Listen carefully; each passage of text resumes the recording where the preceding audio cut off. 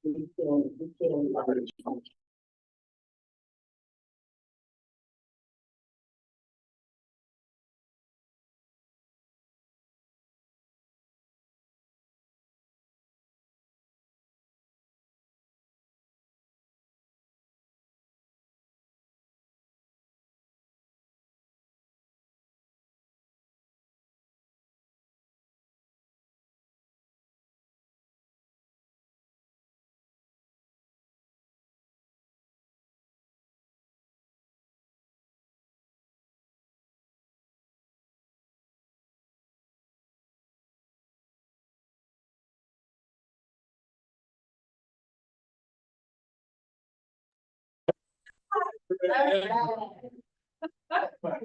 would like to call to order the April 22nd, 2024 Forest Grove School District Board of Directors meeting at 6:40 p.m. Roll call of board members present. I am here. Mark. Here. Hockey here. Brad Farrell here. Nate Pratt here. Great. Let's rise for the flag salute. I pledge allegiance to the flag of the United States of America and to the republic for which it stands, one nation, under God, indivisible, with liberty and justice for all. We have a full house today. We're going to start with introduction for candidates. Why don't you start us off? Good evening. I'm Osvaldo Garcia Contreras. I'm the District Coordinator of Equity, English Language Development, and Migrant Education. Enrique Pena, Technology Department. Sarah Ogle, FGEA President and teacher at Forest Grove High School. I'll say teacher. I'd like to be second. Serena Pitt, ELD TOSA. Allison Samuel, secondary math facilitator. Brenda Lindsay, K-6 math facilitator. Lisa Spearing, STEM TOSA. Arturo Lee, Director of Teaching. Juliana Kelly, Principal, Neil Armstrong Middle School. David Warner, Communications. Henry Ryan, Forest Grove Police Department. John O'Neill, Assistant Superintendent. And Graves, Grenadier Principal and Early Learning Board Member. Great. Thank you guys so much. Could I get a motion to approve tonight's agenda? So moved. Second. All in favor? Aye. Aye. Thank you, Mark. Correspondence and celebrations. The Forest Grove School District Board of Education has entered contract negotiations with the next superintendent full finalist. We invite our entire community to attend a May 1st special board meeting where we anticipate a public announcement and board action on the appointment of our next superintendent of school. One other piece of correspondence and celebrations, I went to see the play this weekend. It was great. They did Legally Blonde, the musical. I wasn't quite sure how they were gonna make that a musical, but they did. It was awesome. It's always great that bands are there doing live music for them. And it was also great because I went on senior night, which I'd never done like a senior night thing before, and it was really cool. They also invited any senior that's done a play within the department to come on up and be recognized. You didn't just have to be musical. So that was great. That was fun. All right. Any other correspondence celebrations? No. Okay, Nate, student rep report. Alrighty. Hello, everyone. I'm here to report on what's been going on at Forest Grove High School and the such, but I also want to say I will not be able to be here for the whole meeting. My grandma took a little tumble down the stairs, so I'm going to take an exit early. But besides that, I've been working on a lot of stuff in our school, finishing up for the year. We have our new official ASU president and vice president. I think I said that in the last meeting. And I'm still working on the clothing closet. We have a new space for it. We've gotten a lot of really cool stuff for it. But besides that stuff, we had the Legally Blonde play, which I really enjoyed, and the senior night, like you said, really cool. And with all the stuff that we've been doing with BAPA, Visual and Performing Arts, I think it's really been like plateauing it, and we got a lot of people to see it, so it was very exciting. And we also had the prom rally / assembly for just the juniors and seniors, which I don't believe we had last year, which is really exciting, and some people won some free prom tickets, so that's always fun. Besides that, this week we have Admin Appreciation Week, and also we kind of have the Senior Decision Day on Thursday. with the FAFSA delays, everything's kind of weird, so we'll see how that kind of works. But we have open bike night on Friday, and we have, for DECA students like me, we are going to California, Anaheim. I'm very excited. I'm gonna be leaving on Friday, and I'll be back sometime in May. But we will be doing, I don't even know it. I'm very flustered today. But we are gonna do some prep for some stuff, and prom is going to be on the 11th, senior sunset. On the schedule, it's scheduled for the 10th. It is not the 10th. It's going to be the 31st of May, and then all the fun senior stuff where, you know, we're graduating and all that. And also I have been working with Senator Janine Solomon. She's really awesome. And we're going to have a meeting or a luncheon, I think is what they're called, to talk about some legislative stuff in regards to education and how it's going to impact our youth. So if anyone has any ideas or anything or legislative comments, please let me know and I'll take that to her gladly.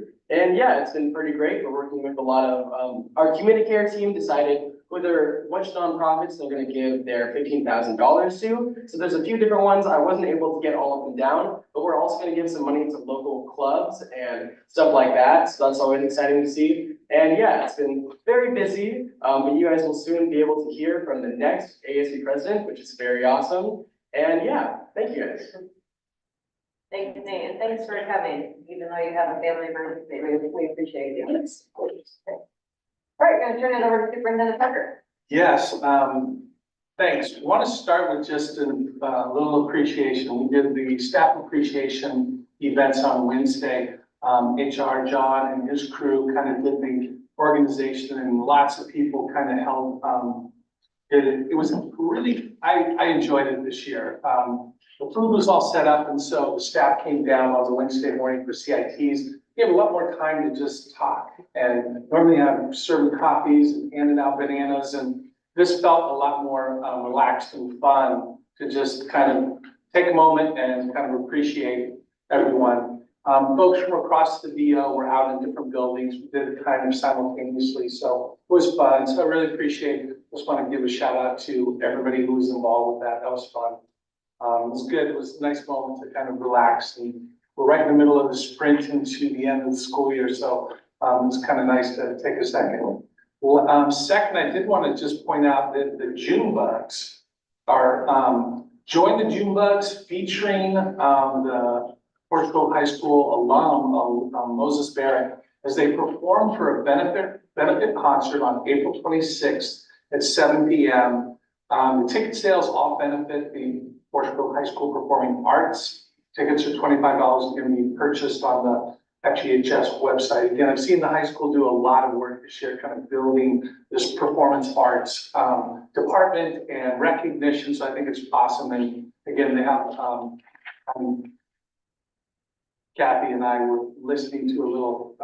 She's shown me who the June Bugs are. They're a great local band. So just wanted to point that out. On your calendar notes, again, you've got baseball, you'll see the June Bugs concert, benefit concert on there. And then just a note, June 6th, 7th, and 8th, Spotlight and Success, the senior assembly and graduation. Just want to highlight those for folks to get on their calendars. Is that 5:30 this year? Spotlight on Success? Yeah, that's what it said on the calendar. I'll double check with it. Did everybody order their graduation gowns? Did you guys get on that website and do that? I did finally do it, but they did not have my college on it, so I picked a college that had the same college. But yes, I actually did it. Did you guys do it? I refuse to answer. Nothing? No, I'm wearing black and orange. That It's is gonna where be, Ryan's orange. yeah, it's a little hard to travel. It is. It will be great. But thank you. That's it for me. Okay. Sarah, did you want to go up first? I do. Okay, great. Is there a microphone? It's Nope. out there. It's the L. Yeah, they'll catch you. We can hear you. Yeah, I think it's fine too. Yeah, okay. So as you know, this year Portland Public went on strike this fall. Salem Kaiser authorized the strike and very narrowly avoided one. Medford, Benton, Albany were contentious, to say the least. Hillsborough is currently still bargaining. It's been a wild year. Then there's Forest Grove. 2 days of bargaining. Opening proposals for COLA were within 0.5% of each other, which was probably a first for Brian Ferner. No tears. No games. Nobody storming out of the room. That kind of reasonable bargaining takes a lot of work. It takes a mutual trust and respect that has taken years or frankly decades to achieve. It takes research. It takes prioritizing. Both sides want the best outcomes for our certified staff and of course, students in our district. Recognizing that staff retention is the key to maximizing outcomes for our kids. Both sides kept in mind district priorities, such as COLA increases for our classified staff and preserving professional development and curriculum goals. We are truly a unique district because when we come together, assume good intentions and stay focused on our people, our staff, our students, our families, everyone wins. Thank you, bargaining team, including board member Mark Everett. And of course, Dave Parker, this might be your last bargain. We probably hope so. It's been a pleasure and thank you for serving. Thank you. Appreciate that.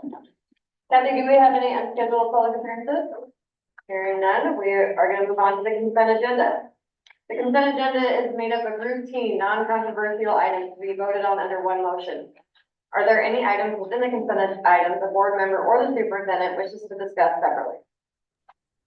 Hearing none, I will move that we approve the consent agenda as presented. Second. All in favor? Aye. Aye. Thank you, Mark. Okay, presentations. We are going to start with Angela for the pre-K early learning update.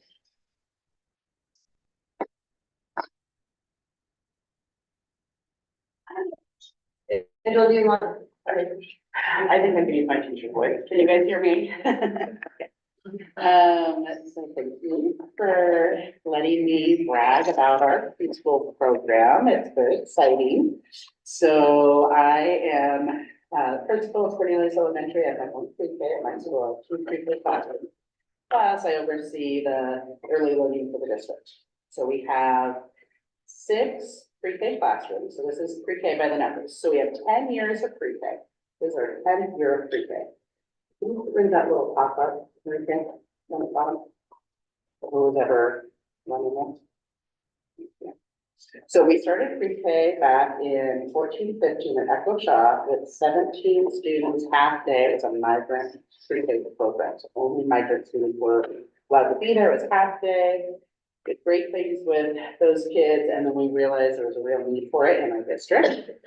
And then in 16-17, we applied for and got a very competitive preschool promise grant. And that gave us 2 classrooms, one at Echo Shaw and one at Cornelius. And those have to be full day. They still have to be full day under the preschool promise grant. So as with the same number of hours as kindergarten. And then since then, we have grown it little by little. So now we have 2 classrooms at Cornelius, 2 classrooms at Echo Shaw, 1 classroom at Thornhill, 1 classroom at Joe Gale. And in the 10 years, we have served 535 pre-K students in the Forest School District with our publicly funded pre-K, which is amazing. And we can stay here for just a second. Pre-K, even though it's by the numbers, really only be told with stories. I think anything is best told with stories. And so one of the stories I have to say is when I first started pre-K at my school, I thought, let's just hire some teachers and get some smaller furniture and, you know, put some child locks on things and let's get rolling. And it has turned out to be a lot harder than that.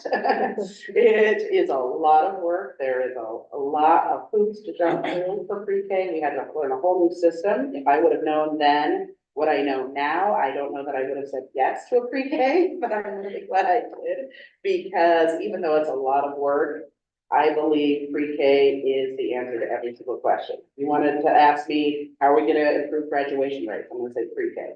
How are we gonna improve kids' social skills? The answer is pre-K. Any question you ask me, the answer is gonna be pre-K. That's how strongly I believe in it. And one particular story that I'll tell is about, a little girl who came to us. She registered for kindergarten. I thought she was registering for pre-K, but she registered for kindergarten. She was doing pull-ups. And I was like, oh, okay, it's gonna be interesting. And she has no special needs whatsoever. She came to kindergarten and pull-ups, and she proceeded to be high risk in everything. And at parent conference time, I talked to her mom. I said, I just had a pre-K spot open up. Your daughter turned 5 like a minute before school started. Would you like to pop her into the pre-K slot that I have? And I think she'll be, everything will be better for her. She goes, yeah, that sounds great. And since then, that little girl has not been high risk in anything. She has been low risk every single year in every category. And I truly believe we saved her life by putting her on pre-K. That's the power of pre-K. Want to go to the next slide? So, you've heard the phrase, everything I need to know I learned in kindergarten. Now, everything I need to know I learned in pre-K. So these are our pre-K teaching goals. It's the joy of learning. We want the kids to think school is fun. School is already fun for them. We don't have to try too hard with that. It's inspiring their creativity. The biggest thing we do is we work on their communication skills. 3 and 4-year-olds don't come to us with a lot of good communication skills. Some of them come to us not talking. And so they learn how to communicate their needs. They create friendships. They learn self-regulation with those social emotional skills. Really important. There are so many kids that I have in 4th grade that I look back and I go, oh, you gave us a run for our money in pre-K. And now, I look at you in 4th grade and I can't even remember that. And then preparation for kindergarten and beyond. That's a big thing. That's what we're doing here. So here are some of our successes. Biggest success, of course, are our students. We have had 535 amazing students. Our staff, most of our pre-K staff is still serving in our pre-K. In fact, when we share that with the children too, my staff at Cornelius has been together for 8 years, the entire staff. And they're like, what? I don't think that exists in the whole country, that a staff in pre-K has been together for that long. It's pretty amazing. Our kids are ready for kindergarten. Every kindergarten teacher can tell the difference between a student that was in our pre-K in the Forestville School District and a student who wasn't. Students have those SEL skills. They know how to work with others. And of course, our programs are very academic as compared to other preschool programs, which are solely play-based. And so every kid knows how to read words and knows the numbers 1 to 10 by the time they leave pre-K. Many students know well beyond that. They know their numbers 1 to 100. They know how to add. They know how to write 2 full sentences independently. So it's just amazing what we do in 1 or 2 years in pre-K. There is, of course, always room for improvement. Our challenges are, we'd like to have a pre-K at each school. So we currently have pre-Ks at 4 of our 6 elementary schools, but we'd still like to have one at Harvey Clark and Dilley. So those will be the next places we'll have a pre-K. And part of our bond work is we're actually going to retrofit a classroom into a pre-K classroom at every single school. And I also understand we're doing that at high school too. So that's exciting. Enrollment, this is the biggest challenge we face in the last couple of years. We don't have a lot of control over our enrollment process. State controls that. Then they give it to Early Learning Washington County. And we have to work on how we can get more ownership over the enrollment process. And the biggest challenge the last couple of years have been 3-year-olds. We're used to working with 4-year-olds in the pre-K. 3-year-olds are very different than 4-year-olds. And 3-year-olds in a school setting present big challenges, like, kids come in not potty trained sometimes, kids come in and they've never been socialized before, they haven't been outside their house much. And so that's one of our biggest challenges is working with our 3-year-olds. And then, of course, we can't do it alone. We have our partners to thank. Our families are our #1 partner. Our community, we have so many community partnerships, Early Learning Washington County, OCDC, Adelante, Community Action, our volunteers. There's a picture of Kate Gradowski. She volunteers in our pre-K every week at Cornelius. I think she was doing gingerbread houses there. And then the Children's Institute has been a huge supporter for us. We've been working with them for 5 years. They've given us direct guidance in aligning our pre-K 4 systems together, as well as they've given us almost $500,000 in grants. Okay, we gotta listen to this video. This is what do the pre-K kids like about pre-K. These are kids at Joseph Gale. Hopefully it works. Super cute. Did you embed it? Yeah, Let me see if I can pull it up. give you a preview. They like coloring. It's cuter when they say it. They like learning in Spanish. They like playing. Is it working in right there? Just a sec. It's only 30 seconds.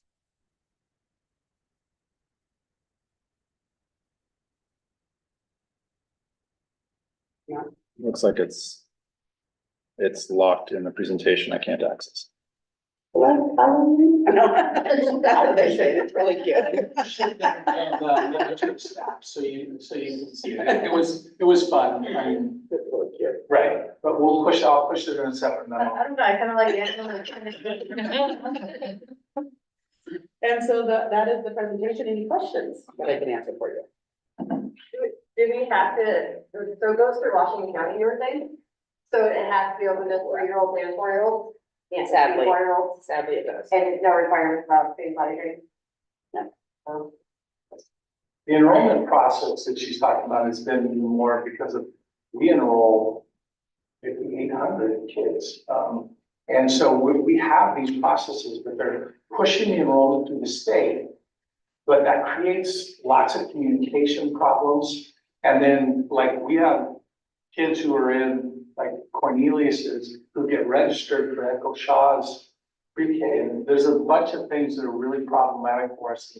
We've had some conversations, but I don't think we're getting much traction. I don't know what you. No, the good news is they know that we enroll our kids really well. So Early Learning Washington County has really let us kind of do our own enrollment nights. They still have to go through the Washington County side and they get to go through and mark them off if they qualify or not. But we are getting them enrolled a lot faster.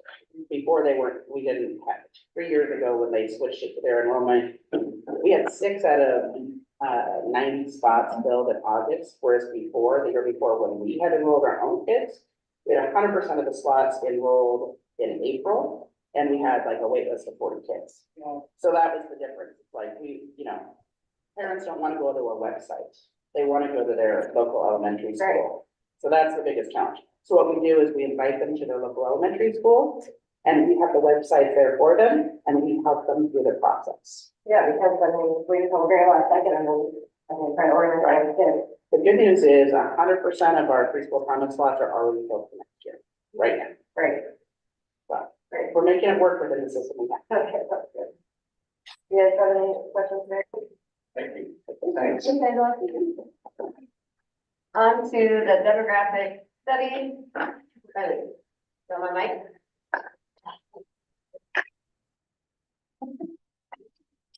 All right.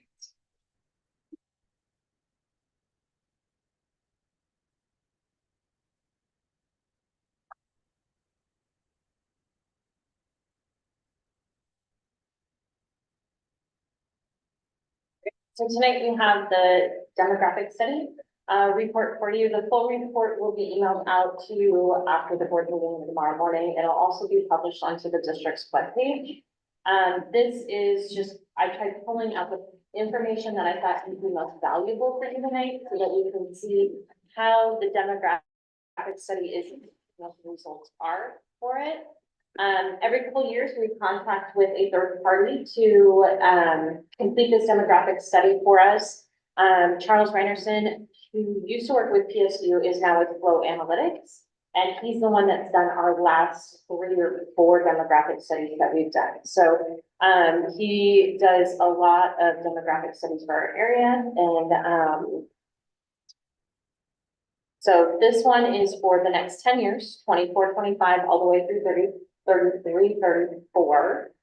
And it is just for grades K-12. It's for four-stroke school district students. It does consider our demographic residential analysis, so our housing, in our community, housing that is planned, what type of housing it is, and what student population comes from different, housing types. And then it includes our historical enrollment assessments, our current enrollment forecasting. It does give us 3 scenarios, so a low, a medium, and a high scenario. Low is if there's minimal building, birth rates kind of drop. High is if everything's booming. We typically, for our, planning, for our enrollment planning, our class size planning, staffing, building capacity, we utilize the middle ground. So that middle report is what we're looking at typically when we, are doing our future plan.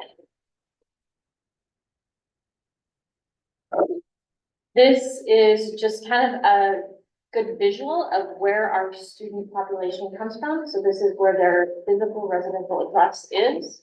The pinkish color is the really light density, and the brighter yellow you go, the higher density it is, for where our student populations come from. This is just zoomed into the Foursquare Cornelius area where, you can see the middle of kind of Joseph Gale, a little bit of Fern Hill into Cornelius, and Echo Shot is where our highest density is. This is the historical census data from 2000, 2010, 2020, the 2023 estimate, and then there's a projection for just Washington County moving forward. But we can see how Washington County as compared to Foursquare school district boundaries have changed over time.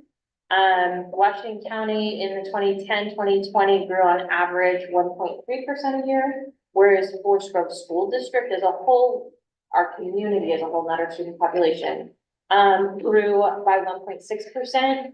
And most of that was within the city of Foursquare itself. And less in our rural communities. This breaks it out just a little bit further so we can see what the last 20 years growth change has been. So over the last 20 years, Washington County grew 35%, whereas our boundaries, Foursquare, Cornelius, and our rural has grown 33%. So we grew just slightly less than Washington County. But if we look at PSU's study, demographic study for Washington County over the next 20 years, the growth is projected to slow. So only 11% for the next 10 years and 9% for the 10 years following.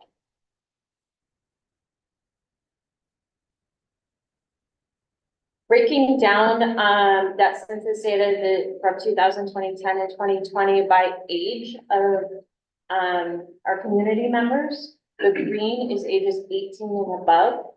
Yellow is school age kiddos, and blue is under 5. So in 2000, we had 7.8, almost 8% of our population under 5, whereas now we have 5.5% of our population under 5. We dropped from 28% of our population down to 24% of our population under the ages of 18. So our population demographics are starting to shift to more over 18 than under 18.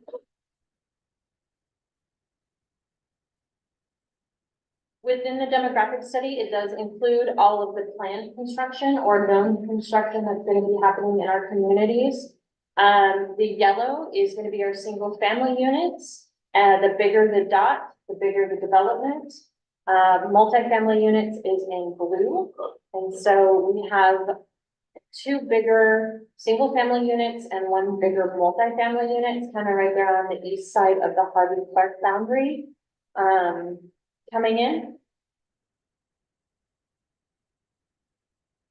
And this is just the details behind that. So you can see for our multifamily development, it does include Plaza Los Amigos and Brown's Farm. And then the big single family homes developments is our Davis Estates, Bailey Meadows, and Parkview Terrace. So those are our larger communities that are coming in.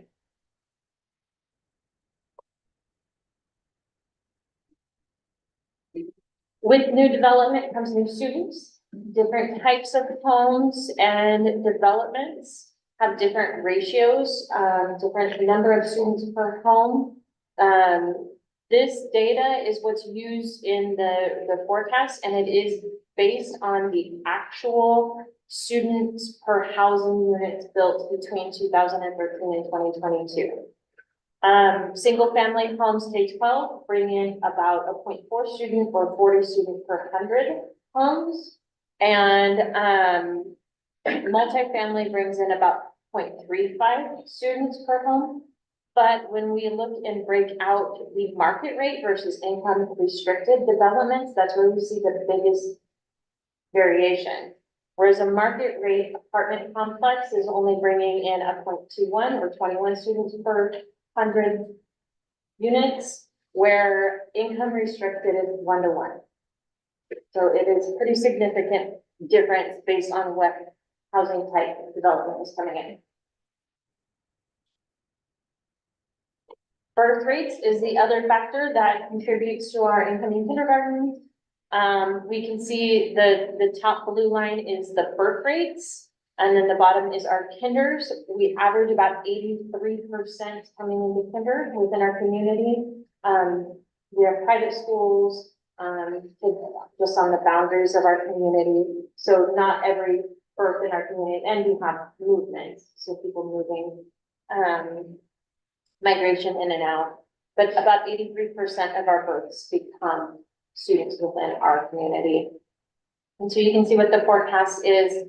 The mid-level projection gives us 384 births or kinders, sorry, in that 2033, 2034. So we're going to start gradually building that back up over time. But we can see back in 2012, 13, we were much higher.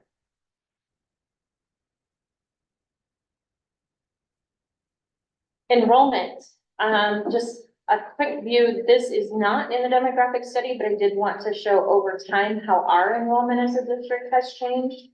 Over the 13 years, we've dropped 6.9%. 332 students of that is the pandemic loss. So not all of it is just a change in our community, but that really was related to the pandemic. We're only up 50 students since the pandemic. So we don't anticipate gaining any more students back from the class.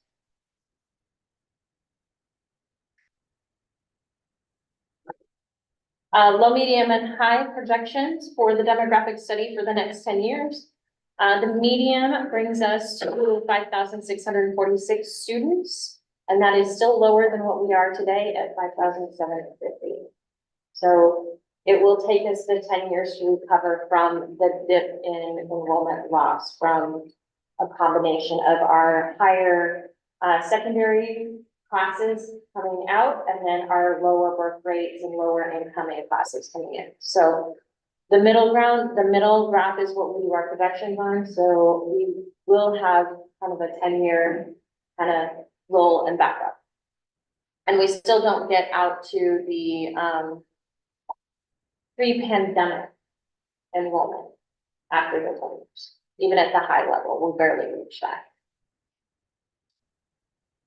This was shown in the last meeting we had. It is an overlay of the last 2 demographic studies compared to this one. The median of this demographic study is right in alignment with the demographic study that was done in 21-22. And again, you can see that pandemic loss.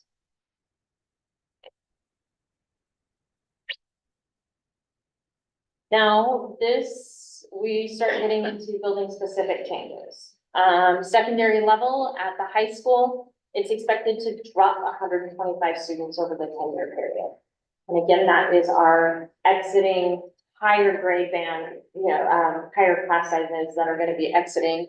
So that's 125 students. Neil Armstrong is 7% loss.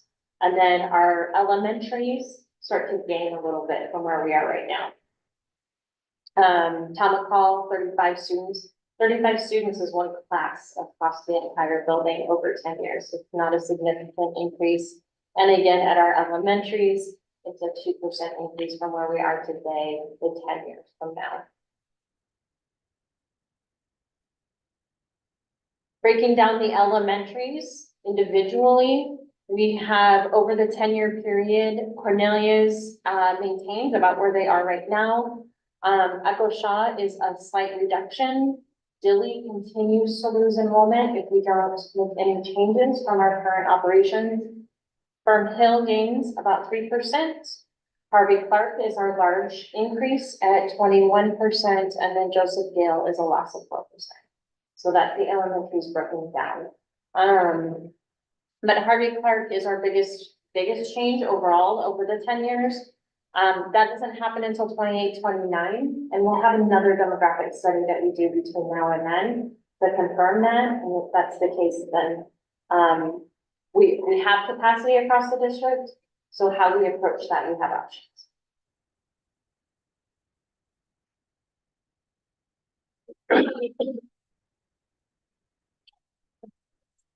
And then that is the report. There's a lot more in the actual report. We'll go ahead and send that out to you guys, but this is kind of the things that make of it. Do you have any questions? Okay. I don't have any questions about it. Either Mark, I'll send you this report and I'll send you the slide deck and the full report. Perfect. Mark, do you have a question, Riley? No, I don't. Great, thank you. Thank you. All right, moving on to action items. Teacher Appreciation Proclamation. Whereas today's teachers mold our future citizens to their guidance and education, and whereas today's teachers encounter students with widely differing backgrounds and abilities, and whereas our society expects public education to provide quality education services to all children, no matter what their backgrounds or abilities, and whereas our country's future depends in large measure upon the education our youth receive today. And whereas teachers spend countless hours outside their classrooms preparing lessons, evaluating progress, counseling, and coaching students, and performing community service. And whereas our community recognizes that its teachers are providing quality education services to our children. Now therefore, be it proclaimed that Forest Grove School District Board of Directors designates the week of May 6th through the 10th, 2024 as Teacher Appreciation Week in the community. And be it further proclaimed that the Forest Grove School District Board of Directors calls on the community to join with it in personally expressing appreciation to our teachers for a job well done.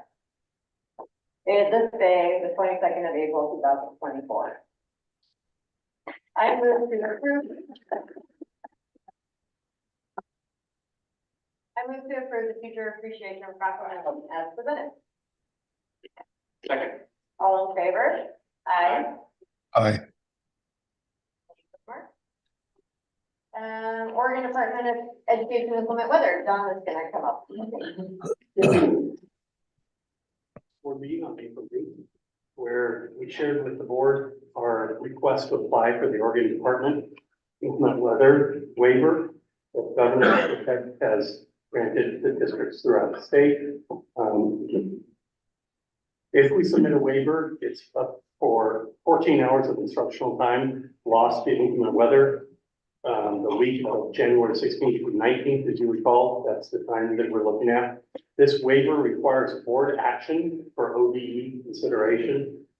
These 14 available hours, coupled with the 11 instructional hours we built into our regular school calendar in 2023-24 school year, are sufficient in meeting the state instructional hour requirement set forth by Division 22. Just a reminder, only 4th grade is short on instructional hours. All other grade levels have enough instructional hours without the waiver.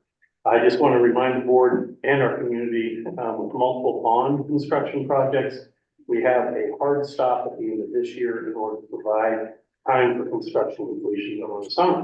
So the district administration requests the board approve the waiver. Any questions for John? Nope. Okay, hearing none, I move to approve the request to submit the Oregon Department of Education Implement Weather Waiver offered by Governor Kotek for the 2023-2024 school year. Great. All in favor? Aye. Aye. Aye. Thanks, John. All right, school resource officer intergovernmental agreement presented by Superintendent Parker. Perfect. Tonight, I'm here to Pat in the audience, and Chief Ryman is also here, kind of helping to represent. Tonight, we're bringing to you for your approval, the SRO contract. The contract we put in the packet is up to date and agreed upon by the district and the city. The last time we met, there was just one part of the agreement that we hadn't agreed upon yet. It had to do with the substitute if an SRO has a period of absence, how do we manage that? And, after a conversation with Chief Ryan, I think we came to a good compromise, which was his disagreement was around, he doesn't know what his staff is gonna be. And so to put the solution in the contract, he couldn't agree to that because he didn't know what there would be. So our compromise was that we would, when this happens, we would sit down, we would collaborate in the spirit of this contract and then come to a decision, depending upon what their level of staffing is and what our need is. That seemed to me to be a good compromise. We felt good about where that's at.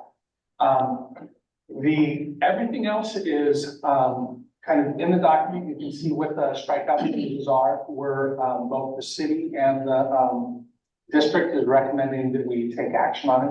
We've already previously presented the data, the current need and the amount of work that we have our officer doing. So that part's already there. And so really, I think I'm laying it out for if there are other clarifying questions that I can answer about it. We would recommend you take action and improve it. Quick clarification, the absences they're talking about, that is just if the officer is out for more than 5 days, is that correct? Yeah.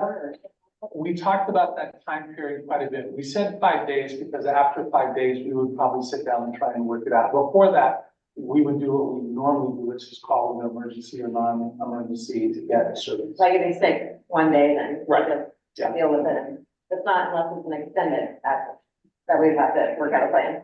Okay, that was my only question. Do you guys have any questions? Mark? No, I don't have any.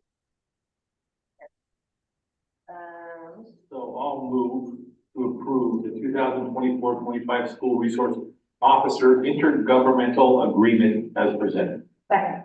All in favor? Aye. Aye. Aye. Thank you, everybody. Eileen is on her way up to present on the cellular distributed antenna system so that people can use their cell phones in the high school. I'm also excited about it. That school is in process already. It's so- not quite working. I'll tell Not you. yet, but it's in process. That one got approved. Just ask Doug. I was at the play and there was still no service and I was like, oh, I thought we fixed this. Almost? They're working on it right Okay. now. Yep. Hopefully, I think by the end of June. Work at the high school actually started today. Okay, do it. All right. So, Bye. that one's on its way. Okay. So the first thing I have for you tonight is the cellular antenna systems at the buildings. This is phase 2. Phase 1 was the DAS and cell installation at Forestbrook High School, which has already been brought to the board and in process. Phase 2 is Dilly, Echo Shaw, Fern Hill, Tomahawk East, and Tomahawk West. We did reach out to 3 vendors, AWS, Day Wireless, and LTT. LTT did not quote, but between Day Wireless and AWS, we would recommend awarding the contract to AWS for $215,045 with bond funds. You guys have any questions for Eileen? No? Okay. I move to approve, to award the, move to approve award the CAS for Dilly, Echo Shaw, Fern Hill Elementary Schools, and Tomahawk Upper Elementary School to AWS for $215,045. Second. All in favor? Aye. Aye. Aye. Thank you, Mark. Thanks, Eileen. She's gonna go again with Neil Armstrong Middle School chiller control. So as part of the ESSER funds, we replaced the chiller over at Neil Armstrong, and a final component of that is replacing the controls that help regulate that system. It regulates the flow of water through the chiller and regulates the dampers so that it makes it automatically turn on and off. Right now, with the new chiller that we have to manually do it because the system's tripping. So the new controllers will help alleviate that, so we don't have all the manual work every day. This is $64,721 to update those, controls for that new chiller and can be funded out of the ESSER 3 fund. Great, any questions? Okay, I move to approve sorry, Brad, I got it. Go ahead. Neil Armstrong Middle School Chiller Control contract to Carrier for $64,721, utilizing remaining ESSER 3 funds. Okay. All in favor? Aye. Aye. Aye. Thanks, Ellie. Chillers. Okay, future action items. We're gonna hear about 2024, 2025 new courses and planned course statements. Hey, Brian, you're on this one. Right.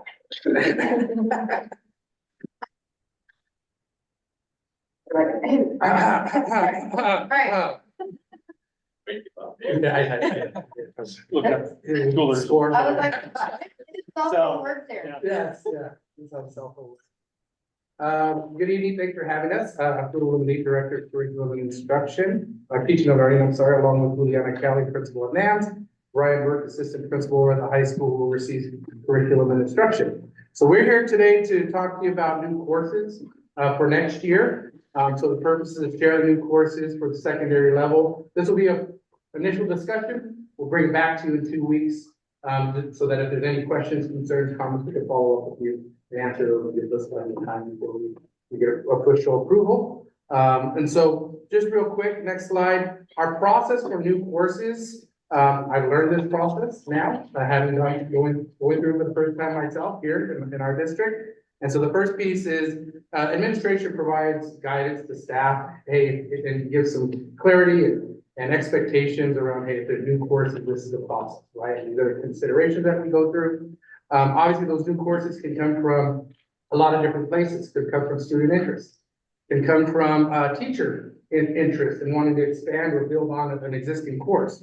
And it also can come from ODD as a requirement, right? And say, this is a new expectation across the state. Those planned course statements make their way at the building level. Building leaders review that. And so they'll talk about a couple of courses that went through that process. Then it can go to teaching and learning for us to review, make sure it follows district policy, make sure that there isn't duplication, all those kind of things. And then ultimately we bring it to you to review and approve. Okay, so we'll start with the middle school and we'll go to high school.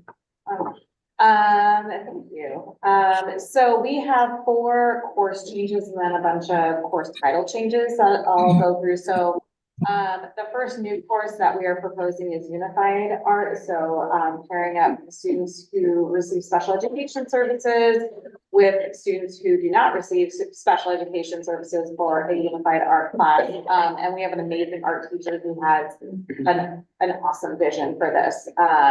To start that next year, what we found is that throughout our day, we have students who receive special education services sprinkled throughout art classes, and she's just really finding that it would be better if we could have them together, along with some other general ed students to have really targeted skills to work through in art class. So that's the first one. The other 3 are related to ELD. We are working to, in partnership with Osvaldo, continuing to improve our ELD offerings. And Neil Armstrong, it can be really challenging for ELD students to have time in their schedules for other classes. The original design of ELD 1 meant that our newcomers were not necessarily receiving English language arts as a core class. So that's something that we want to work towards a better plan for. So the 2 ELD 1s that are ELA, the vision for that is to have a language arts class with ELD supports, and then they would still receive their ELD services through a separate ELD 1 class. So right now they have 2 ELD classes. And so this would replace one of those, the reading and writing. And then the ELD social studies, I guess I should have written that out, is for students who are in higher levels of ELD who may still need some support in social studies. And what this does is allow them room for an elective. So I have ELD teachers who are endorsed in both social studies and ELD, who are very skilled in combining these things that we will do very intentionally, to make sure that we're not losing content and we're not losing our ELD skills. So those are our course changes. And then just some title changes. It doesn't really change the curriculum. We have Art 2 that has been drawing and painting and mixed media. We would like to split that into 2 different ones so that students can choose if they want to go to drawing and painting or mixed media, or take both of them over their course at Neil Armstrong. World Studies and US History, we would just like to call them Social Studies 7 and 8. Doesn't change the curriculum, just streamline what that's called. And then with our shift to adding PE minutes, all of our students will get year-long PE help combinations. So we need to adjust what we call our PE courses. And it's a similar model to what we have right now, where there are team sports for students who really like competitive PE. And then personal fitness is more of those recreational or weight training type of courses, and then it's health/PE, so that it's a year long, and then they get enough minutes in both of them. Those are what we've got. Any questions on that? Is the art to draw paint mixed media like semester classes? One Yeah. semester we draw paint, one semester mixed media? Yes. My other question is, are you having to get rid of any courses by adding those fours, and by art and, the ones on that list? No, it would just, I mean, right now we have a lot of sections of Art 1 and Art 2. It just, So you would just make one of the art sections, but what about the ELA, ELD? ELA, ELD right now. So right now we have newcomers take ELD 1 reading, writing, ELD 1 speaking, and listening. So what it would be instead is the ELA, ELD 1, and then ELD 1 reading, writing, listening, speaking. So they get access. They need them to be exposed to core content. And that's a big piece I wanted to point out, thank you for bringing that up. We've been looking at our model, but the reality is we have many of our ELD students, especially at the lower level 1, 2, where they're not even accessing core content. So how do we do both, right? We've got to get them grade level content, so you push that rigor, as well as giving support versus not even exposing. So that's something that we're trying to do. Yeah. So I kind of wanted to ask for Mark. Yeah, Oh. well, Mark can ask for, go for it, Mark. So none of these require any changes in staffing? No, they do not. Okay. So we're still not adding any honors classes? Not yet. How is it going, having those honor students in your regular classes, you're trying to get them in Yeah, it's not bad. So we have been working on, Neil Armstrong visioning and what we want all students to have access to, and part of that conversation is advanced classes. So I have a committee, a smaller committee looking specifically at that. We didn't want to change too much too fast. So, we have several things we're rolling out in the fall. And then there are a few things that we will wait a year and then roll out. So that's one of the things these days that I have a committee looking into it. And I'll just add to that. So what do advanced classes look like moving forward in advanced? What's Avid's role in that, and how are we making sure that we're investing in Avid, because those things are tied together?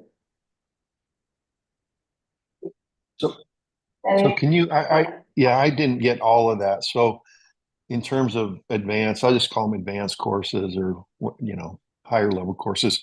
Those will not be happening next year, but they might be happening the year after. Is that right? Our visioning committee is in the middle of looking at, all of the components that we want to shift at NAMS so that we're serving all of our students the best way we can. And that is one of the components. So it's not necessarily like a for sure yes or a for sure no right now. We're just exploring options and seeing what that looks like in other middle schools. So I have a committee looking into that. And what's the feeling from the staff at this point regarding that, do you think? In terms of whether or not our staff is interested in that? Yeah. I think there is interest in bringing it back, yes, from our staff. Okay, thanks. Mark, one of the things I've sat in those sessions, and it's been a really healthy conversation about how do we bring back advanced classes? So it's not necessarily what it used to be, but what it needs to be moving forward. And that there's the right supports and structures and access and those types of things so that we can have advanced classes and do it the right. Yeah, Yeah, I'd also like to point out, that it's not just about what the staff wants, but what's best for our students and their families. And we have heard from families that they want these classes for, you know, so. And I have a question about the ELD, the kids who have the ELD class and then also the language arts.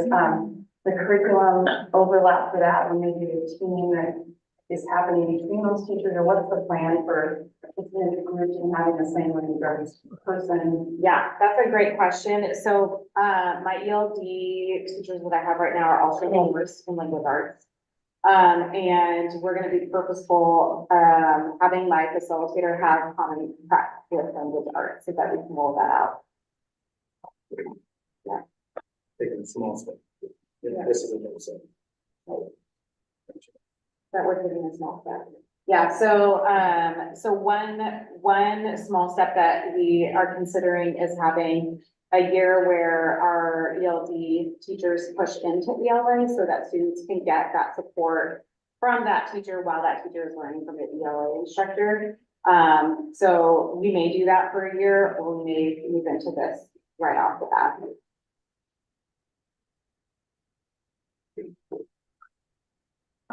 Great. Thanks, Leanna. Okay, the high school course proposals, we have, I think, 9. Some of those are from some changes in math that we'll get to. The process at the high school is in January, or before January, we start giving staff a heads up that we will be proposing new courses in January at our leadership meeting, our building leadership team. And so we make a first, so those teachers submit to the department chair, we make a first read of course proposals in January, and then in 2 weeks, we do a second read and vote, the leadership team votes. And when we ask for course proposals, we made it pretty clear that we didn't project any more staff being added. It had to be FTE neutral, basically. So the first one, advanced cabinet making, is basically, it's kind of replacing our Woods 3 class. Our advanced cabinet, Woods 3 class makes the cabinets for the Viking house. There's a pretty wide range of ability in that class. So they're trying to make sure that students who are taking this class know that it's like the highest level of basic construction outside the Viking house. And so Mr. Martinez wants to offer advanced cabinet making student, and it's FTE neutral because we won't have Woods 3, and students, if they took Woods 2 and they're not quite ready for advanced cabinet making, they can take Woods 2 again. They could also take Woods 2 or projects, it's woodworking projects. And Martinez is flexing that so that, like, during a certain block, you could have Woods 2 and also woodworking projects. So it becomes neutral FTE wise. And then that process to get into that class would be an application just like the Viking-house. So it kind of just raises the bar in that class and then provides an opportunity for kids who aren't ready for that to take another year at Woods 2. The second class is AP African American Studies. It is a new class nationally that was introduced 2 years ago. We've had a pilot year. You may have seen it in the news. It is a social studies elective. It is FTE neutral. The teacher who's proposing it teaches ethnic studies. It would replace ethnic studies in the schedule if it forecasts well enough. And so that was another course that was approved by our leadership team. Again, it is a social studies class, but it means an elective credit, not a U.S. history, world history, or That's a clarifying question. Yep. Would that class be offered in ethnic studies, and whichever one got the numbers, that's the one you guys go with? That's how we forecasted for it, and then we'll see how the numbers fall. Okay. Yeah. Thanks. And then the next 4 classes are all new math classes that were proposed. The Oregon Higher Education has made some changes on what it takes to get into college in Oregon. It no longer, and you may have heard this at another board meeting, they're no longer requiring Algebra 2. And so these are options for students who may not be interested in going to a STEM path. And it gives them a higher, so you take your 2 years of math. This gives you a 3rd year of math as equivalent to Algebra 2, is accepted by Oregon universities. It allows kids to get into colleges if they don't take Algebra 2. So actually that's financial algebra, math for the trades algebra, and mathematical trades geometry. So may have heard Allison say about the 2+1 model. So those are those three classes. The math department actually proposed, I think, 6 different classes, surveyed the students to see which ones they'd be interested in taking, and then narrowed that down to those 3: financial algebra, math for trades, algebra, math for trades, geometry. So our leadership team actually approved 6 classes just to see what the kids wanted. The kids chose those 3, and then Math and Society was also put in as an alternative to higher level math. And Allison can answer all those questions that you might have about that. So we just forecast to see where those landed basically. But those are the 4 math classes that we added.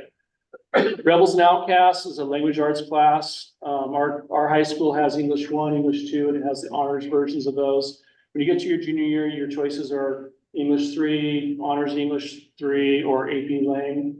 And then when you get to your senior year, you have English 4, Gods and Heroes, which is a kind of a unique class that meets the English 4 requirements.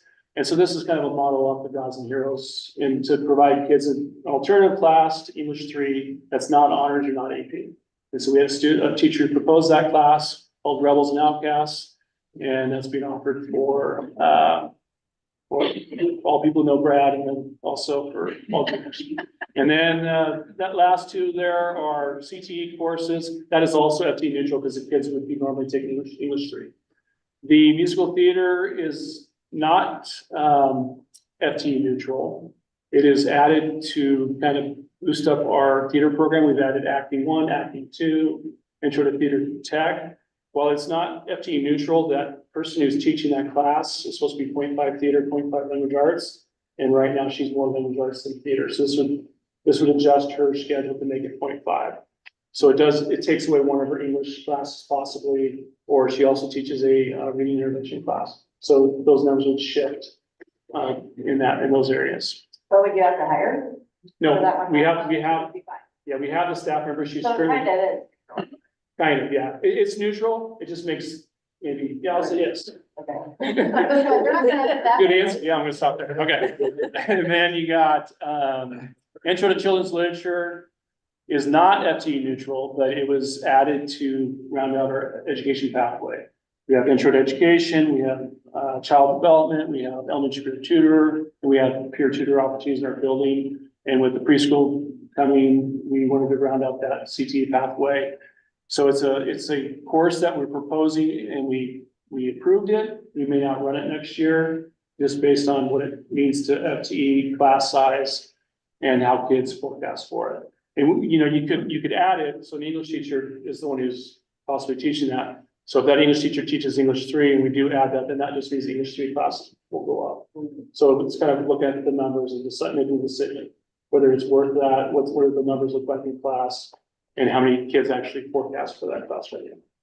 But the goal is to teach kids how to use those skills in reading, read alouds, children's literature at younger levels. How would you use those at your elementary peer tutor position or at the preschool as it is being built at our school? What's the magic number for your, when you're forecasting? Depends, I would say 25 to 30. But, you know, if you have a class like, like a third year world language, or you have like a AP math class, that's 12 to 15, and it's not impacting other classes, we'll run it. Just because those 12 to 15 kids need that class. Right. So it just depends on the cost of it. But for a new course, we're looking 25, 30. That's what I'm wondering about that last one. Yeah. And I looked, we still have about 400 kids that need to finish. And that, well, we got about 300 kids plus our freshman class. And we're probably, that last one's probably got about 20 right now. So it's kind of right in the area. So. Do you remember how many school theaters? It's right now, it's running around 15 or so. But we haven't had a freshman, and so that might take a long too. And then the other thing is I'm looking at just who requested it. There's also alternates.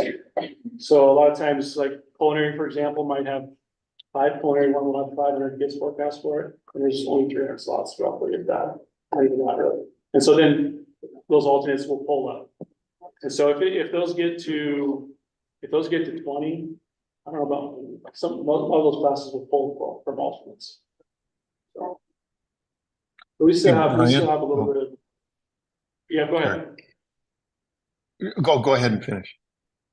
I was just saying, we still have kids that we need to finish forecasting with, and then all of our eighth graders are forecasting on Tuesday, putting them in the system.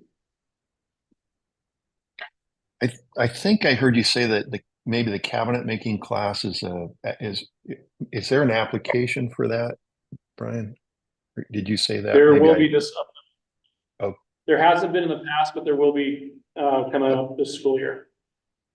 Okay, and that I'm sure. I'm sure that can you tell me about the application? Is it teacher approved or is it just interest? Checking? What? Yeah, it's similar to the Viking House application, Okay. and they have to have a rubric. So you look at the application. Our last visit from the Office of Civil Rights kind of talked about what classes could have an application, what that needs to look like. So it has to follow the Viking House, and there's also that's their course history. So if they did not do so well in Woods 2, then it kind of flags that might not be the right class for them at this time. Okay. Yeah. You just want students for the most part to be able to self-select, but also make the right decision. So there's a balance there. Right. Yeah. So they can all forecast for it now. And then they get the application. Yeah. Yeah. Okay. Thanks. Yep. Any other questions, new courses? We'll be sharing these documents with you, so you have all the live links, in case you want to review it before the next meeting. Yeah, I think we're good. Thank you guys. Appreciate it. Teaching and learning curriculum adoption. Yeah, a couple more chairs. It's said a lot of things, but not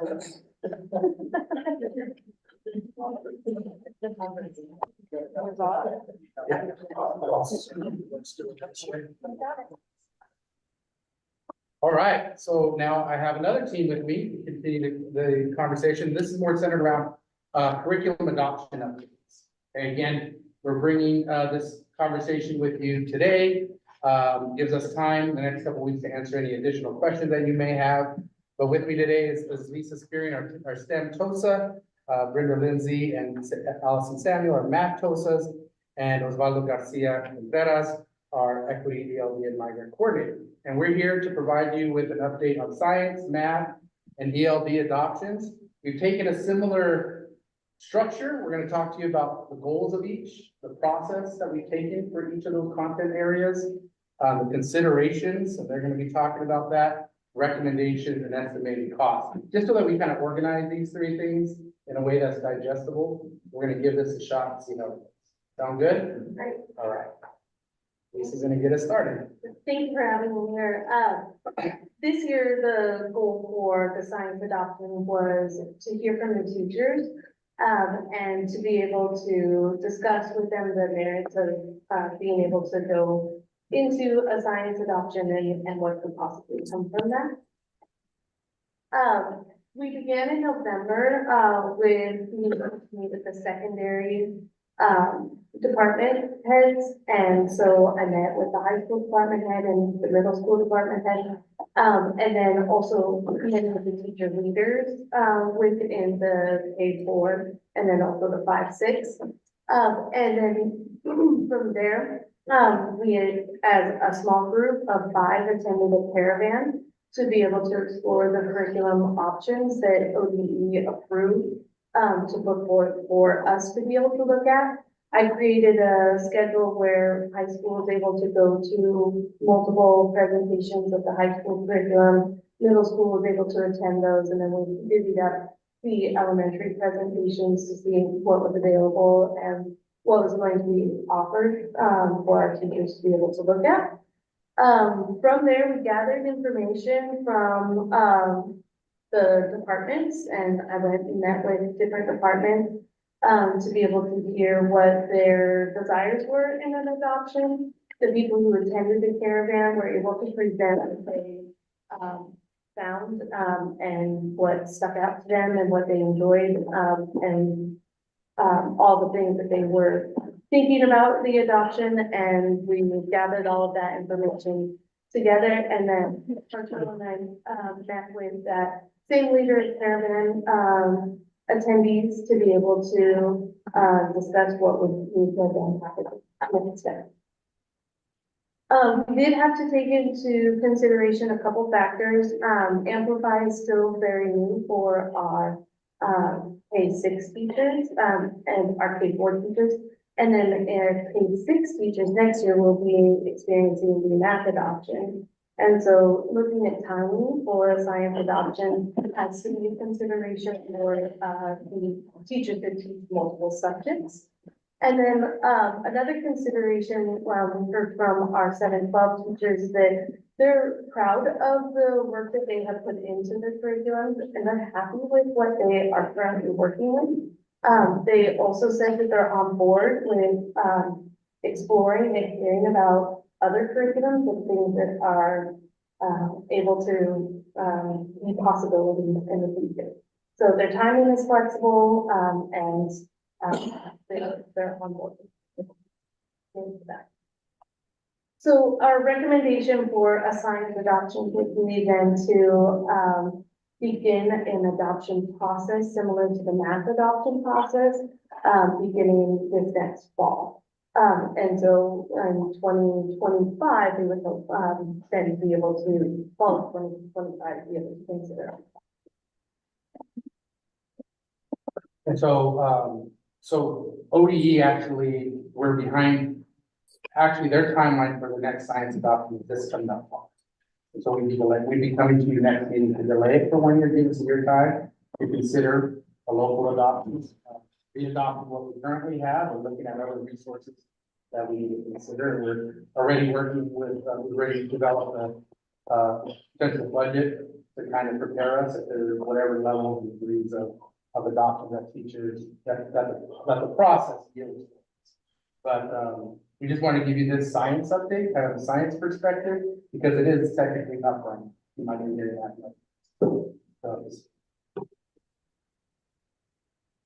We are in science.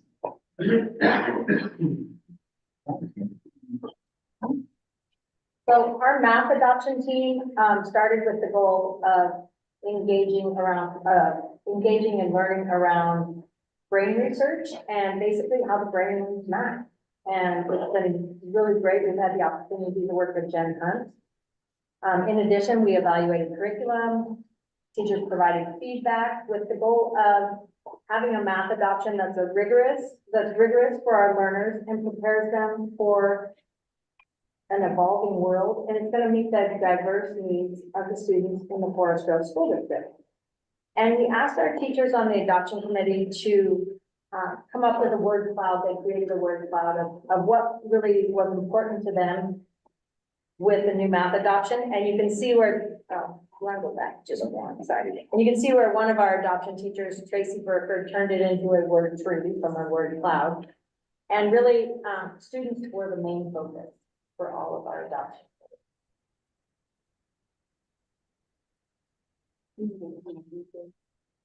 So our timeline, really this has been about a 2-year process from the beginning. So Brenda and I were part of the ODE evaluation process about 2 years ago. And so we evaluated curriculum at different grade levels. From there, we kind of looked at district criteria developed by teachers, developed by the curriculum and instruction department of what we would be looking for in a math adoption. And we went to the publisher Caravan. We did have a delay that was already approved. So that was during the adoption year where a lot of districts were adopting, and we were still in the discovery phase of that, largely due to the amplified implementation. We went ahead and contacted publishers then last summer to get things ready, and our committee started meeting in November.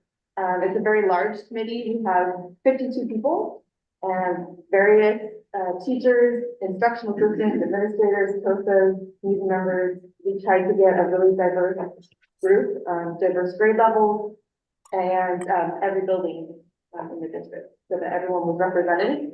The only building we don't have is Oak Grove, and that was because their math teacher was gonna be on maternity for a large part of the adoption cycle. So we've been doing a lot of, group learning, and then we evaluated curriculum, we piloted curriculum. We'll be coming to you with some recommendations based on that. And then this summer, we would be working to get ready to roll things out in the fall, so the things that we're ready to roll out in the fall. So there will be work groups over the summer and working on those things, and those teachers do that going in, the people on the adoption committee would be leading that summer work. And so that was kind of part of the process when they first agreed to be on the committee, that was an understood expectation. And then we would hope to start implementing our recommendations in that. So after our 6-week pilot, we came together, and in K4, the initial vote was 10 votes for Solace and 8 votes for McGraw-Hill, and so it was a pretty close vote. And we realized that after 6 weeks, they just weren't ready to make a final decision. And some things became very clear. Because our K4 are generalists and 5, 12 are specialists, for every hour that a K4 teacher worked with the pilot curriculum, at Tom McCall, grades 5 and 6, they were doing 3 hours with the pilot curriculum. And at 7, 12, they were doing 5 or 6 hours with the pilot curriculum. So in our K4 schools, we just needed more time to make final decisions. So they agreed to go back and continue their pilot through June. And our hope is that they will come to a final decision in June. Some other things we found out is because they had less time to delve into the curriculum, and those curriculums are massive, both of them. They're just, I mean, they have everything. But we noticed one person would say, oh, well, it doesn't have this, and another teacher would say, well, yes, it does, it's over here. And so we just felt like we needed more time to make final decisions. So what's been going on is they continued their pilot. I'm going in and checking in with teachers, making sure they have everything they need to make a decision.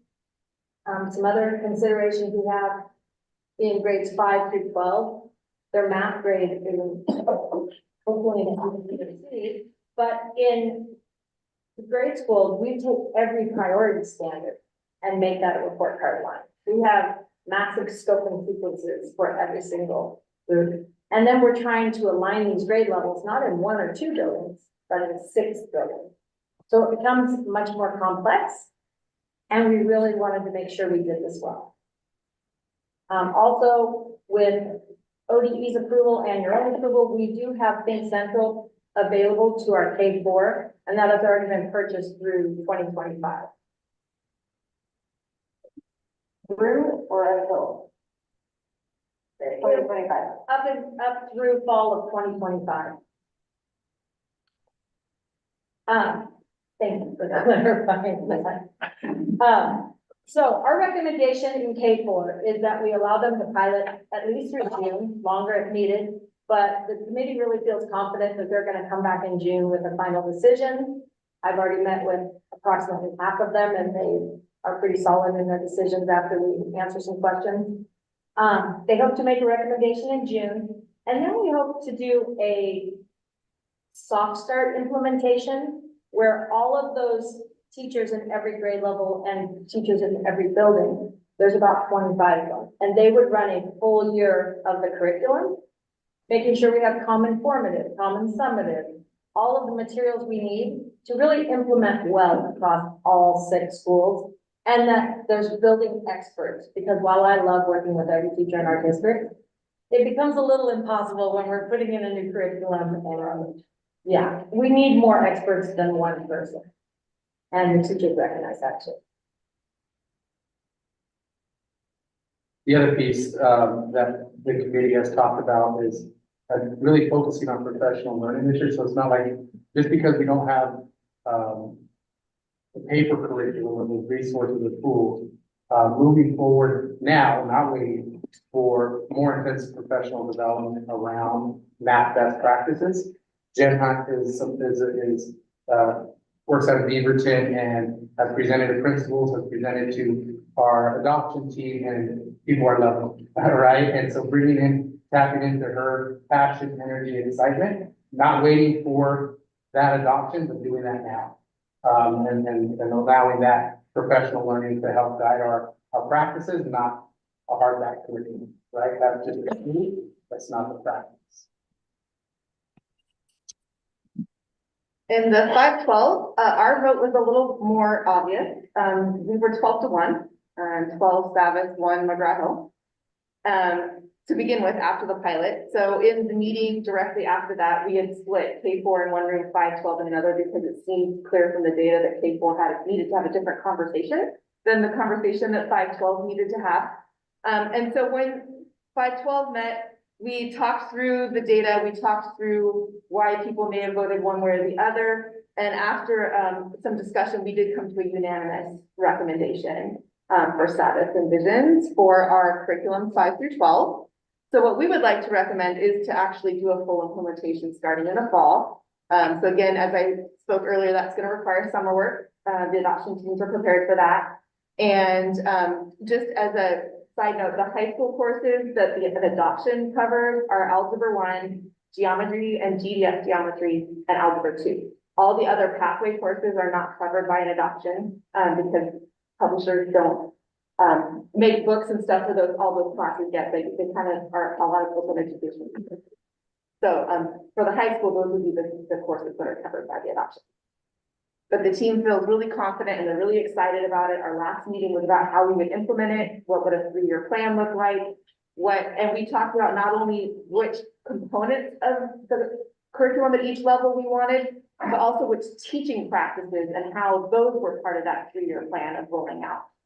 So it's really been an exciting process, and I feel like the team feels really good about the decision that they're making. And I've had several people say that this is like the most thorough adoption they've ever been on. We really tried to model it after the Amplify adoption and then kind of make it our own. We are K-12 instead of K-6, so it's a little different, but it's really been a great process. And I feel like the team, everyone there has been really positive about the outcome.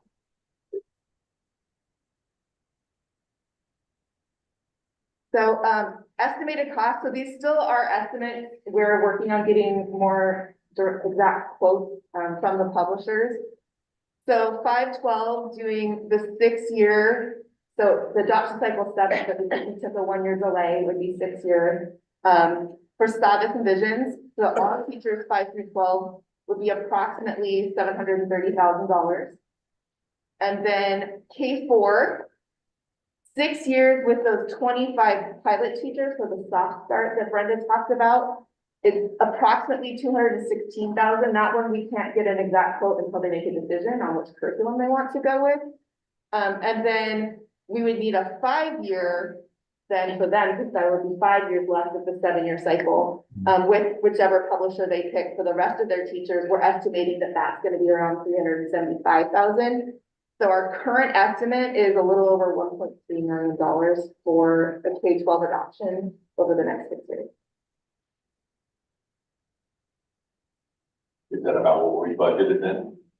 Yeah, and in particular, we've asked Arturo to kind of bring a schedule for adoptions because we're gonna have another one next year. And Right. so we're trying to kind of work out some numbers that make sense each year.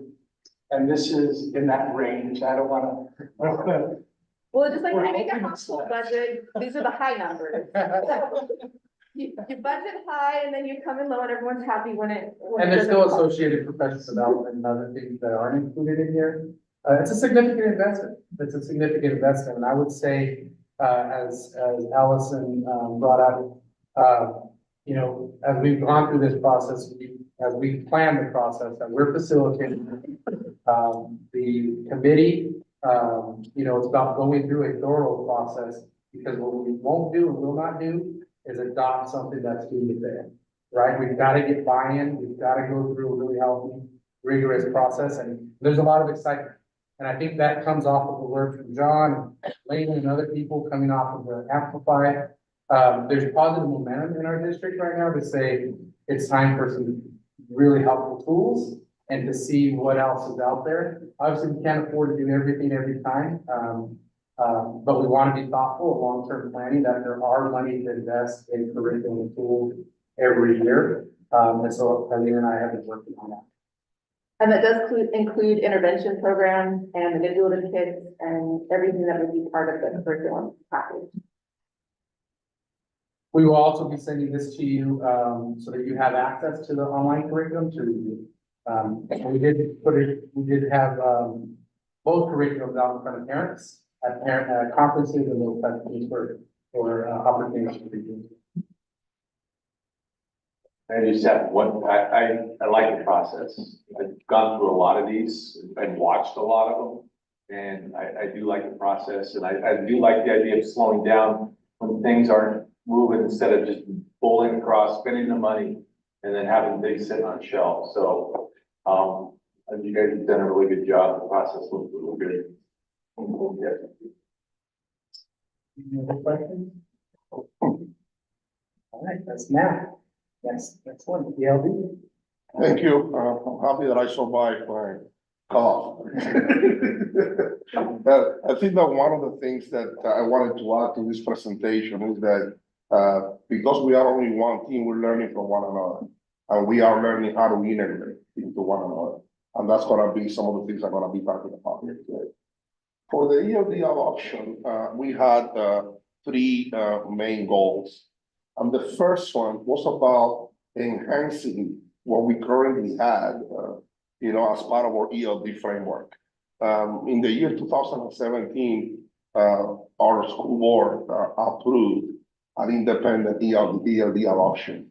What we did this time around was to get what had been adopted, and then we reviewed that, we enhanced that, and we made sure that we added pieces that were going to be supported to our teachers, that they were gonna be able to use that adoption and bring it to the next level, while we develop some time to think about what we could potentially adopt in the future, just like Amplify or Math or Science are currently doing. The second was the actual development of the ELD resources. I mean, since this was an independent adoption, we didn't go out there, looking at a caravan or trying to look at multiple curriculums and then choosing one of them.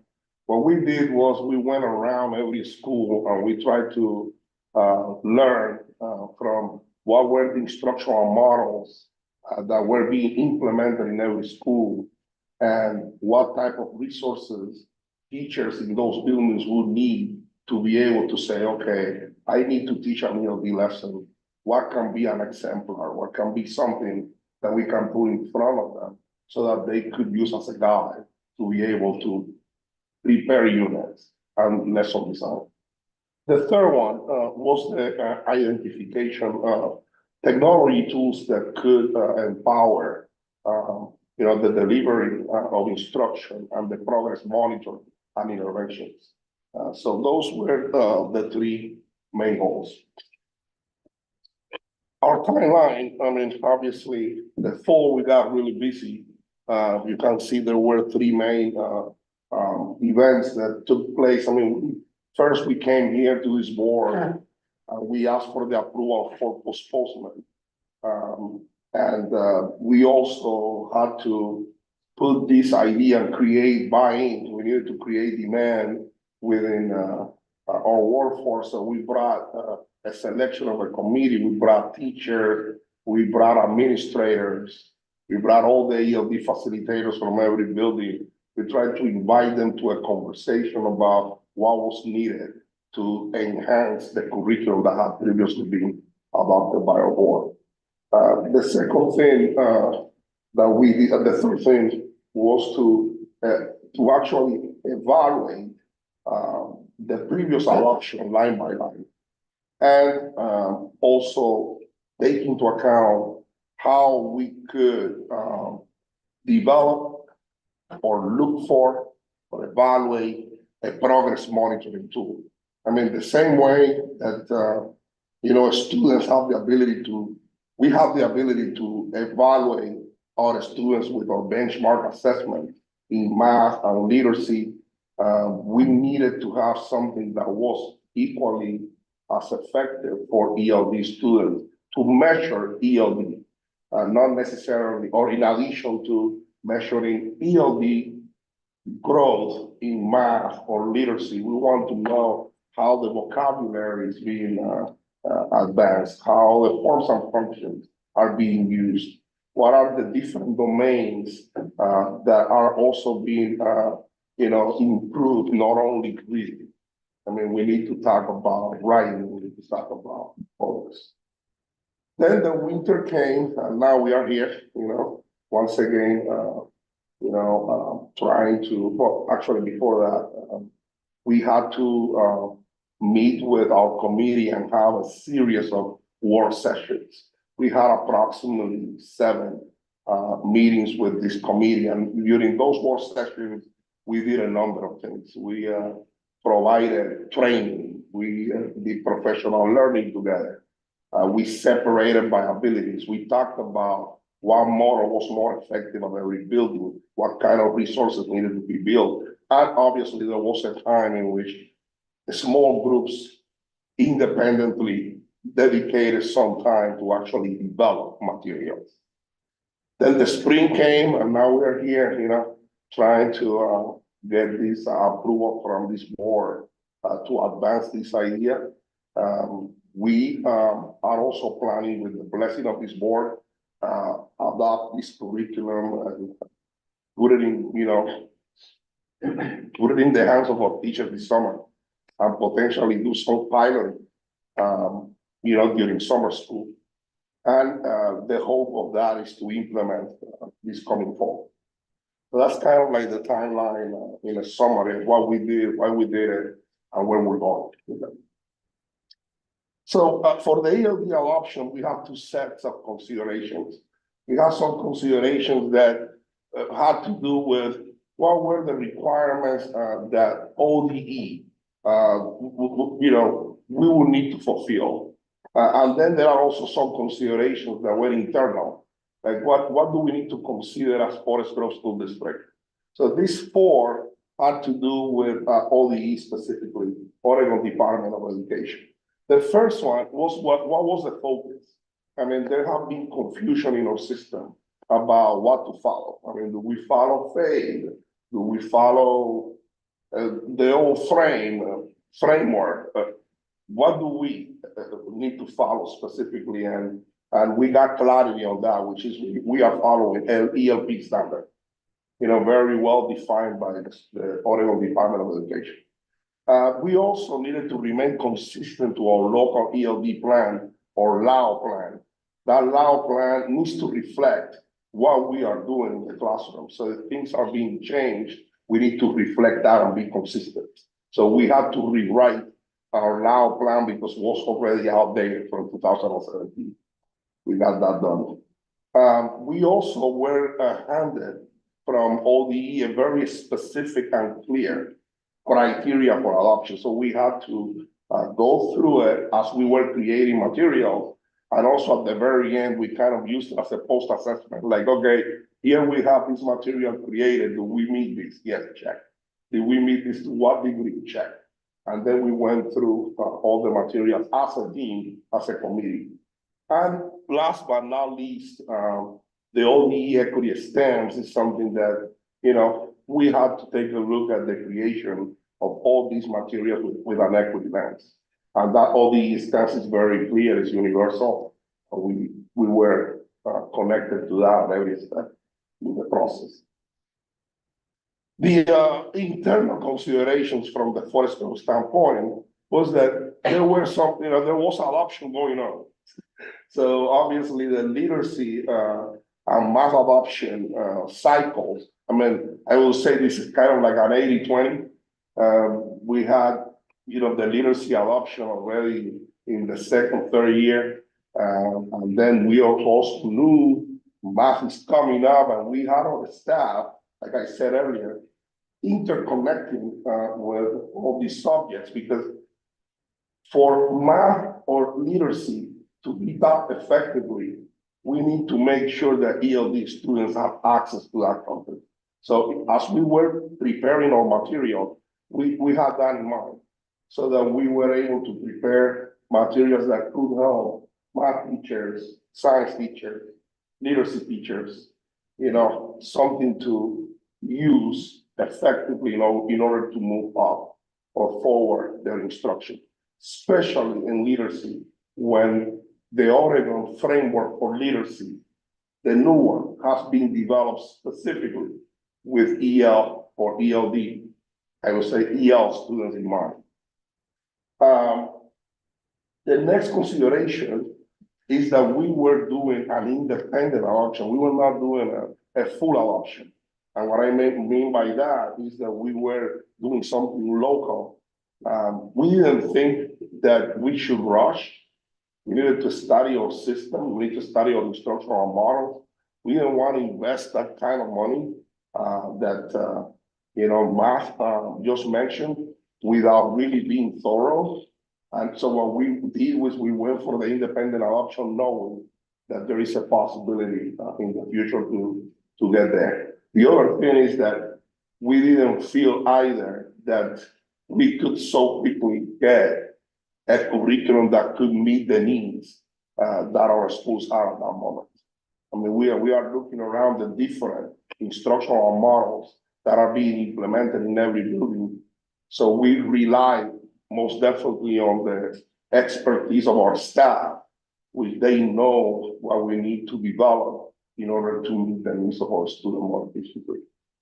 The next consideration was to reduce variability on the ELD models. I mean, we have been teaching ELD this district in a million ways, and we needed to narrow that down a little bit. So we are, not only as we put these resources together, we took that into account, but also as we are advancing conversations right now with our principals, with our teachers, with our facilitator, ELD facilitator, as to how to narrow this down so that we can have a more concise, better focused instructional framework for the whole district.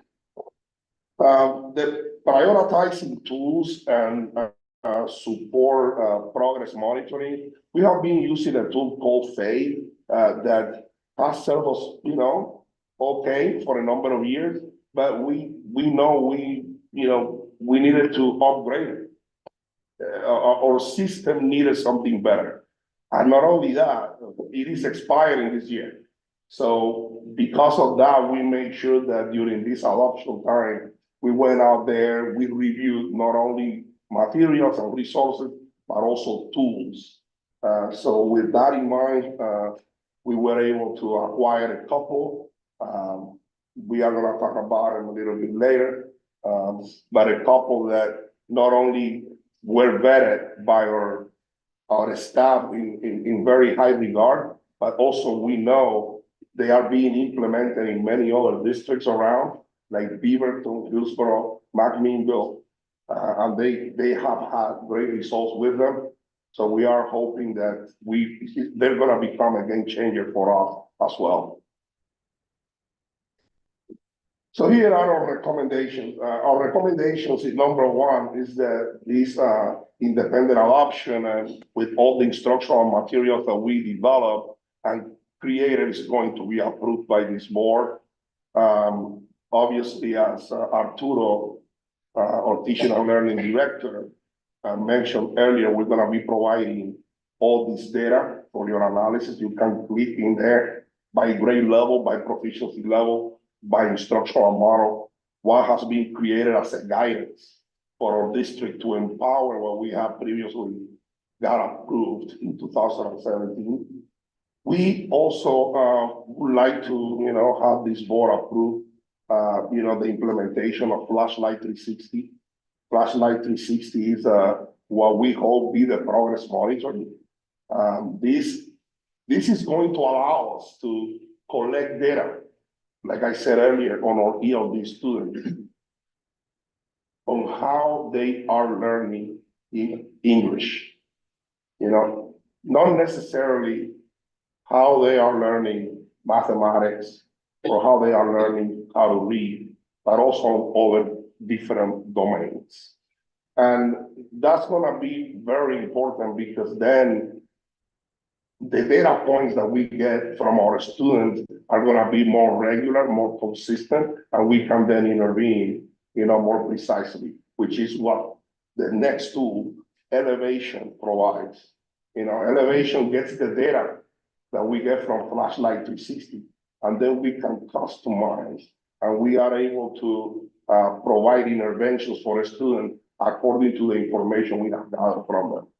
And that combination is going to change the game here, which is what we truly need in this district for our ELs. So coming down to the cost, obviously this independent adoption on year one is not gonna cost anything because it has already been absorbed by, you know, our budgets, you know, Title 1C or Title 3 or Title 1A. We have been able to already absorb this cost. It's not gonna cost anything.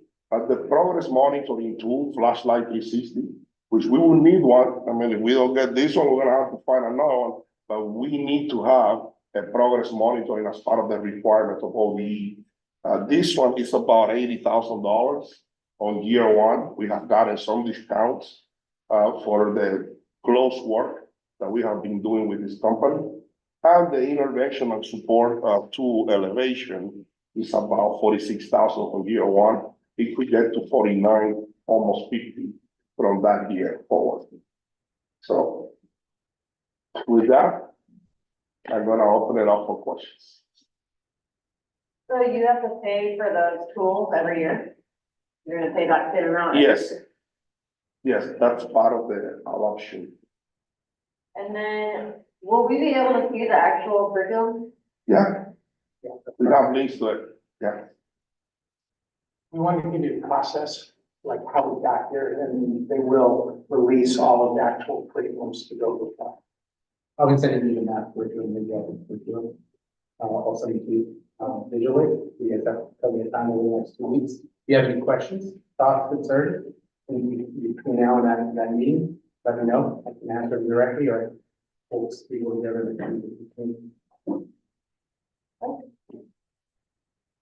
Any other questions? No. I would just say two things. One, I want to thank all the teachers and the number of hours associated with science, math, and ELD. I mean, it takes a tremendous amount of time during the school day and in the evenings. And, you know, engaging them in this process is critical. So I want to thank you publicly.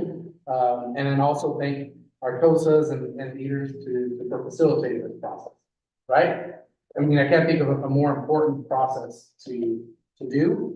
These are materials, supports that are gonna touch the hands of every teacher and every student, one way or another, and you gotta take it very seriously for that investment. I think a lot of programs. Thank you guys. Thanks. Appreciate it. Thank you.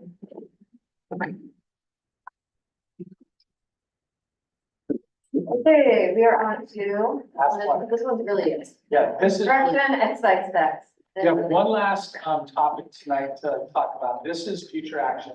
So we're not taking action tonight, but just introducing it. I'm going to bring forth for your consideration an update to our construction excise tax. This tax was passed in 2007, allowed school districts to impose a tax on new construction measured by square footage of the improvements, affordable housing, public buildings, agricultural buildings, hospitals, private schools, religious facilities. Those are all exempt, but all the other, even remodels where you're adding square footage, this tax apply for. These get imposed by the school district. They're collected by the local government, local service district, special government bodies, state agencies, or state official that issues the permit for the structural improvements.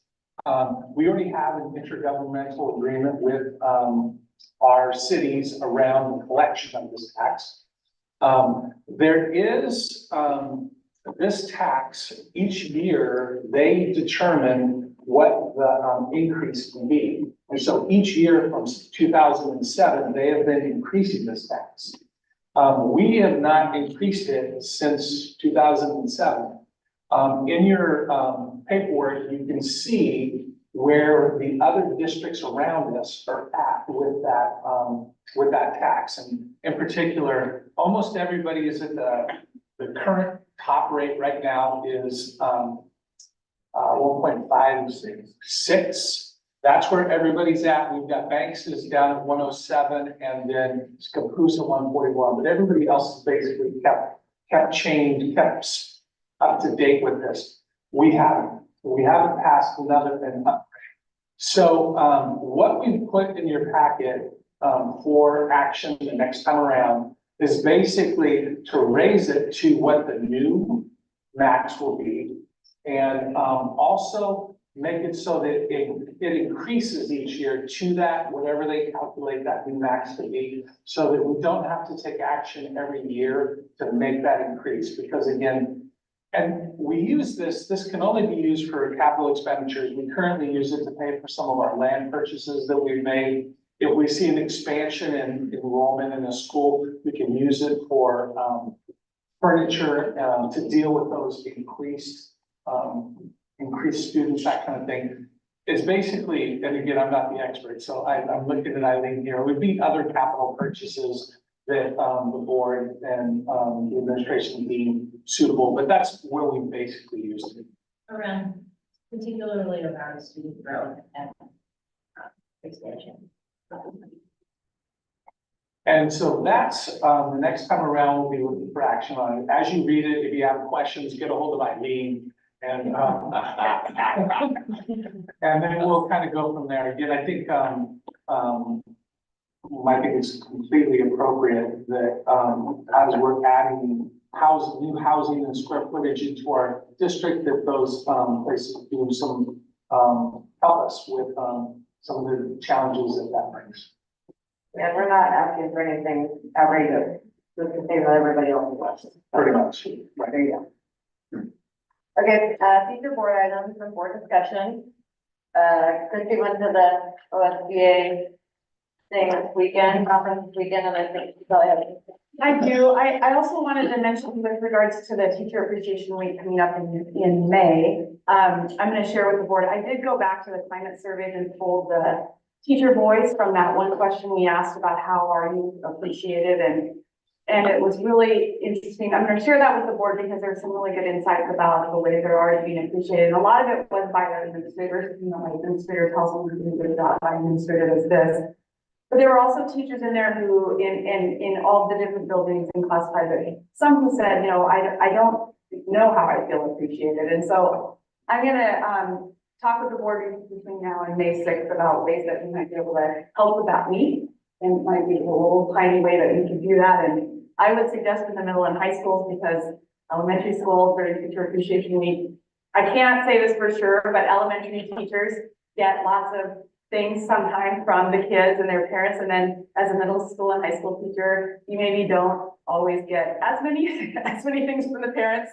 And so that might be an area where we could support just for something fun. And for OSBA, I'm going to ask for time on the next agenda, actually, because the Legislative Service Director, Lori Sattenspiel, and the new one, Efren Zanubio, said they would Zoom in for 5 to 10 minutes and sort of co-present with me about what happened. We were down there Friday and Saturday, and there was quite a bit there. They started by saying this was going to be the most important year in education funding since 2019. And one of the things they talked about is back in the day, back in 2009, you know, 40% of the state budget went to fund education. And even though that amount has increased, we're now down to 30 or 31% going to education. But we also have a legislative body that has very few people in the north who actually understand and know education. We have lots of educators, but in the legislative.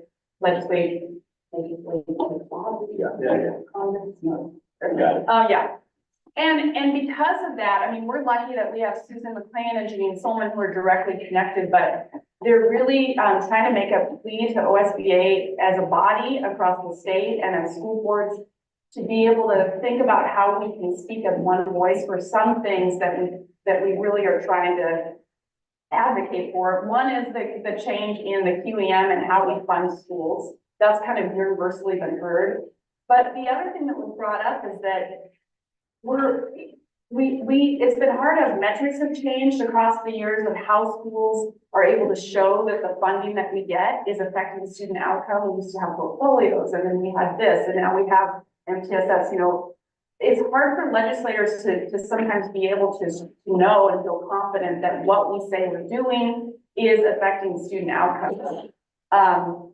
And so that's part of, it's kind of a two-way street. Like they need to know more stories of why we need what we need, but we need to get aligned as far as sharing with them directly. And if we were speaking specifically about electives, COSA, of course, is also advocating, but they said, this is the first year in the 20 years that Lori's been legislative service director that Tina Kotek has asked for a person from the legislative director's office to be at the table with these initial conversations about things that we're looking at. The other thing that was brought up that was kind of a big idea, and some, we already know this is happening, is there's a state task force looking at setting a minimum salary for teachers. And then having bargaining happen on top of that. And they showed the graphics of the different starting salaries and the disparity in teacher salaries in district to district, and how that's affecting all of us and all of our kids, and how can we work together as a state to maybe even that playing field, and then maybe even as a district go beyond that and be creative in how we're doing that. So there was much more, but we're pretty well known. The Washington County group had reloaded with Becca Timchuk. Tristan Urban is the chair of Tigers Wallet now. She's a teacher as well. Jill Zerschmied and Melissa Potter representing Tigard and Beaverton. And then I'm representing our region. The five of us are this really solid group that's now communicating. And so one of the questions we're saying is when we come back to boards, we want to be united on what we're even bringing back to the board. So instead of, and David Warner sent the update today that was kind of the general summary of what happened, but as far as like us specifically getting together and creating sort of common talking points that we're using here, that we're talking to with our superintendents, that we're using with the community. And so communities in Hillsborough and Forest Grove are seeing aligned messages of focus, but we haven't yet agreed on what those focuses will be. I will say that room, one of the themes was that room had, you know, rural school caucuses there. There's a people of color caucus now for school boards. There were Democrats, there were Republicans, there were supporters of both presidential candidates in that room. And they stood up at the beginning of the day and said, we need this room to get together and we need to focus and we need to get this message to our legislators, because this year, that money that we need is going to be really difficult to get. Not that and the legislators will say, well, you need this money for this, you need it for staffing, you need it for COLAs, you need it for, but the question they're asking is, well, what would you like us to cut? Where do you want us to take that money from? And that's the discussion that we need to start having, and we're going to be asking for things. What in that state budget would we expect that to come out of? And it's a very difficult discussion, but I felt it was really exciting on Saturday because you had people at those tables from all different viewpoints about education, but everybody is like, we need kids to read. We need CTE programs that are going to keep kids in school. And it felt like the wheels were turning. So more on that later. That was actually quite a bit right there. That's cool. And I'm out. Okay, that was great. I think we appreciate it and appreciate you taking the time to go down there. If there is nothing further, I think Brad has a few more things he'd like to add before we go. I'm good. Let's get it. We'll adjourn at 8:32.